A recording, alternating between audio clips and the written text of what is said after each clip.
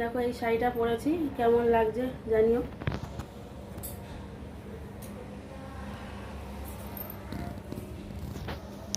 আর এই দেখো এই পায়ের তলাটা কিনেছি, এটা অনলাইন থেকে কিনেছি, দেখাতেও পাচ্ছি না।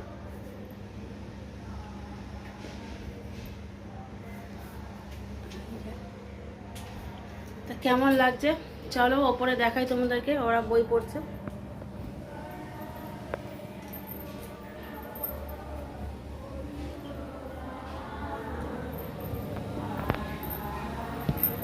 ছাদে বই পড়া হচ্ছে, কারণ ঘরে তো অনেকজন লোক, ঘরে জায়গা নেই।